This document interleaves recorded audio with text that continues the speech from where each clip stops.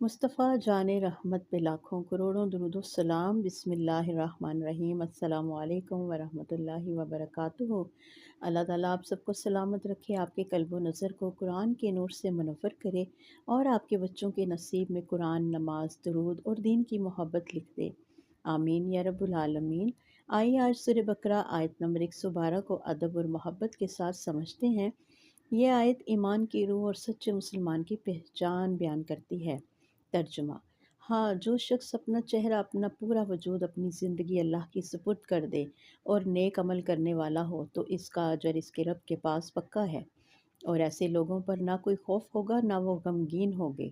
तफसीर।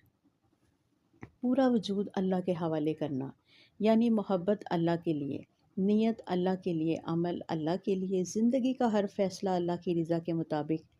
जो बंदा अल्लाह की रज़ा में ख़ुद को झुका दे वो अल्लाह का महबूब बन जाता है। नेक अमल के साथ सिर्फ मुसलमान होना काफ़ी नहीं, एहसान यानी खूबसूरती के साथ अमल करना ज़रूरी है। नमाज में खुशू, बात में नरमी, दीन में इखलास, दिल में पाकीज़गी।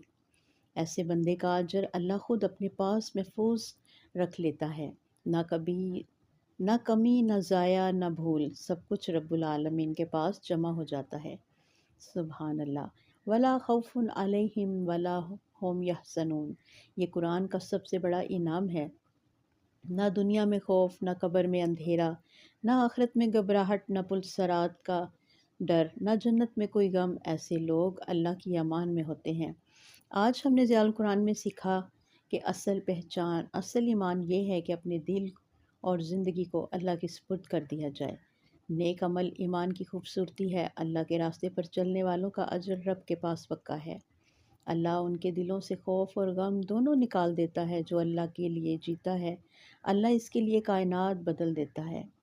दुआ है उस पाक परवरदिगार से, अल्लाह हमें उन लोगों में से बना दे जिन्होंने अपना सब कुछ तुझको सौंप दिया और हमें बेहतरीन नेक अमल करने वालों में शामिल कर दे।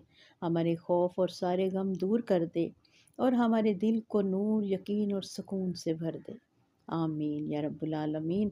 अल्लाह हमारे घरों में कुरान, ईमान, रिज़्क़, रहमत और सुकून की हवाएं चलाए और हमारी ज़बान हमेशा ज़िक्र में, दिल हमेशा नूर में और घर हमेशा बरकत में रहें। आमीन या रब्बुल आलमीन।